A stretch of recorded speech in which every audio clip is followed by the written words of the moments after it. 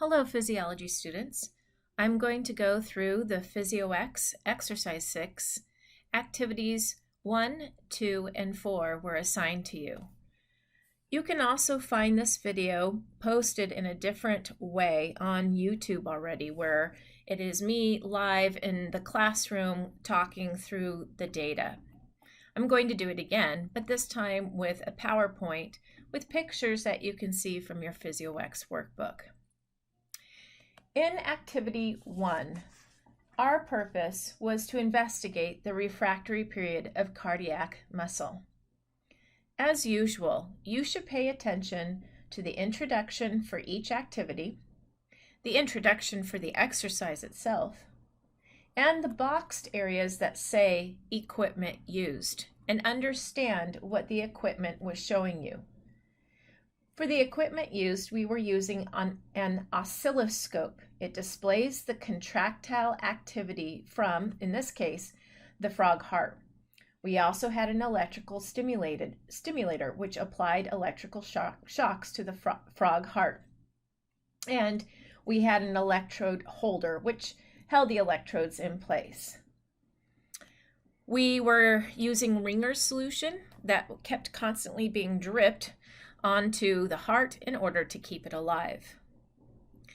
The action potential that you are seeing in front of you is showing you the action potential from a contractile cell. It is very different than the action potential profile of a specialized cell. The contractile cell action potential has 5 phases. Phase 0 is the depolarization phase, where sodium voltage-gated channels are opening. In phase 1, there is a slight repolarization. This is from inactivation of the sodium voltage-gated channels, and that means decreased flow of sodium ions into the cell. At the same time, voltage-gated potassium channels are closed, and voltage-gated calcium channels are beginning to open. Overall, there is a slight efflux of positive charges, say from the potassium leak channels. Now, phase 2 is very important. It is the plateau phase. During this time, potassium voltage-gated channels are still closed. And we have calcium channels that are opened. And they pretty much are sustaining this positive value that kind of slopes just a little bit, yet it still looks like a plateau. This is called our calcium-activated calcium release phase. It is during this time that the contractile cell would actually be experiencing its peak force tension, which I will draw in green. Its peak force tension curve would look something like that. Maybe a little bit more sloped out. Let's try that again. There we go. It would start to repolarize during phase 3. Phase 3, we have potassium voltage-gated channels that are opening, and those positive charges are leaving. And then phase 4, the contractile cell returns back to resting membrane potential, which is very, very negative. It has a lot more potassium leak channels. Again, that calcium-activated calcium release phase is very important. The calcium-activated calcium release phase is the plateau phase, phase 2, the phase where we would see the peak contractile force. We can see this again on this next slide. Here is our action potential. Here is phase 0 with sodium voltage-gated channels opening. Phase 1, a slight repolarization phase where the sodium voltage-gated channels have closed. We still have potassium leak channels. Potassium voltage-gated channels have not opened, but calcium voltage-gated channels have. And those are sustaining a positive plus charge entering the cell that is slightly off basically balancing the loss of potassium through the potassium leak channels. And again, here we start to see our peak force of contraction during that phase 2 plateau phase. Then we have phase 3 repolarization, and you can see that the absolute refractory period starts with phase 0 and finishes at about halfway through phase 3. The relative refractory period begins about midway through phase 3 and finishes when we get back towards phase 4. Again, the cell starts to relax when the cell starts to repolarize. So most of the contraction time is spent during the absolute refractory phase. And that means this contractile cell cannot have another action potential while it's contracting. And remember, in order to reach tetany, a cell must not be able to relax at all before the next stimulus arrives. We can clearly see that in phase 3, halfway through phase 3, let me draw it in red now. Halfway through phase 3, our cell is almost relaxed. And in phase 3, your task was to try and hit your mouse button so that you can get an extra systole. You had to hit your mouse button when the cell was repolarizing in the second half of phase 3 in order to get an extra systole. And then you saw a compensatory pause. So, did you see the extra systole? That represents an extraventricular contraction. You can see the data over here. Right here, if you timed it right, you got the extra systole, but then you had this compensatory pause. The compensatory pause is an internal safety net, if you want to think of it that way. It ensures that all of the voltage-gated channels completely reset. That means they cycle through, in the case of sodium voltage-gated channels, from inactivation to deactivation. When did you induce the extra systole? It had to occur. You had to push your mouse button during that second half of phase 3 in order to get this extra systole. This is a very important slide, both for this PhysioEx as well as in your lecture for Unit 3. Now, what about PhysioEx Activity 2? We were examining the effect of the vagus nerve stimulating the heart. Please remember that the vagus nerve represents the parasympathetic division.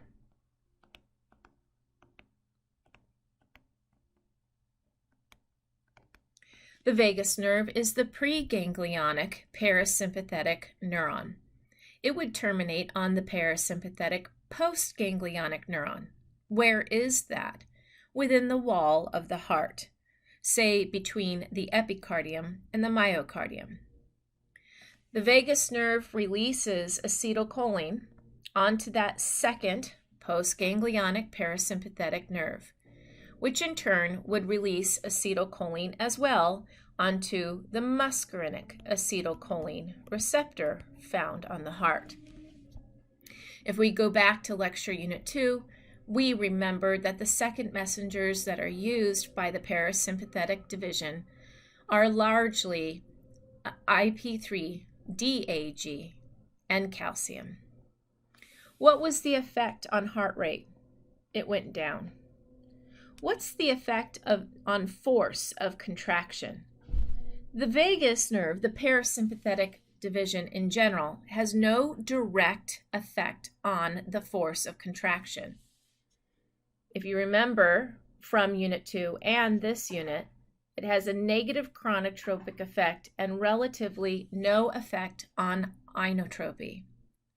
However, if the parasympathetic division has more control over the outcome of the heart, then that means sympathetic has less. And reduced sympathetic influence would lead to a reduced inotropy. Now, what is vagal escape? If the stimulation of the vagus nerve is excessive, the heart will stop beating. The heart rate can drop to a point that it is no longer compatible with life. After a short time, the ventricles will begin to beat again. The resumption of the heartbeat is referred to as vagal escape and is the result of sympathetic reflexes, or it's the initiation of the rhythm by our specialized fibers. Particularly if we remember in the ventricles, the largest specialized fibers there are the Purkinje fibers. In our last activity, activity 4, we saw some good old friends, didn't we? Friends from Unit 2. When we administered epinephrine to the heart, we remember from Unit 2 that epinephrine is the major chemical signal from the sympathetic neurons, particularly the postganglionic sympathetic neurons innervating the heart. And it would lead to a positive chronotropic, positive inotropic effect on the heart. Heart rate and force of contraction would go up. So that would stimulate the beta-1 receptor, which is the major adrenergic receptor on the heart. Pilocarpine, in contrast, is an agonist for muscarinic acetylcholine receptors, and we think parasympathetic division. Pilocarpine leads to a negative chronotropy, relatively little to no impact on inotropy. Atropine is an antagonist to the muscarinic acetylcholine receptor. And if we are directly blocking parasympathetic influence, then we are indirectly giving more control to the sympathetic division. And you should have seen a positive chronotropic and positive inotropic effect in your frog heart. Now, in your cardiac cycle lecture, you learned about digitalis. It is the only cardiac glycoside that we know to date, and it comes from the foxglove plant, that leads to a negative chronotropic but positive inotropic effect in the heart. There are many, there is a pharmacological reason why, but for us at Saddleback, for the material that we are using and learning, that was using and learning combined, losing, little twist of the words. For our learning purposes, we want you to understand that digitalis leads to a more forceful heart contraction. That would mean a more rigorous stroke volume. That would stimulate the baroreceptors in the aortic arch and carotid sinus. More stroke volume leads to more stretching of these blood vessels, and the baroreceptors would be stimulated more. They would fire because they're modified nerve endings. More stimulus leads to more action potentials, doesn't it? These baroreceptors would fire action potentials through cranial nerves 9 and 10, their sensory divisions. Cranial nerve 10 would come from the aortic arch, and cranial nerve 9 would come from the carotid sinus. These action potentials arriving in high frequency to the medulla oblongata would stimulate the cardioinhibitory center, and the resulting output from the medulla oblongata would be parasympathetic in nature. It would lead to a negative chronotropic effect.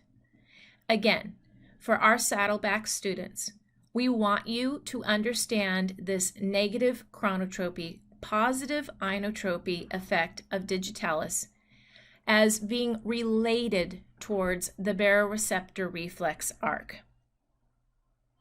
Digitalis, you will remember from the cardiac cycle, is coming from the foxglove plant, and you were told about Van Gogh and his experience with digitalis. And he always, whenever he painted his French physician Gachet, he painted him with the foxglove plant. Van Gogh had mania, and he thought Gachet was trying to kill him. So some art historians believe that Van Gogh believed Gachet was slowly killing him with the foxglove plant. The digitalis efficacy is dangerously close to its lethal dose. Why is that? To quickly draw from your cardiac cycle lecture, digitalis directly inhibits the sodium-potassium ATPase. This would inhibit sodium leaving the cell and potassium entering. In turn, this would indirectly affect the calcium-sodium exchanger. If more sodium accumulates in the cell due to the sodium-potassium ATPase being inhibited, then you would not have as much sodium diffusing through the sodium-calcium exchanger, which uses secondary active transport. Less sodium diffusing into the cell means less calcium being pushed out of the cell into the extracellular fluid. More calcium in the cytoplasm leads to more inhibition of troponin and tropomyosin, allowing greater interaction between actin and myosin, leading to a greater force of contraction.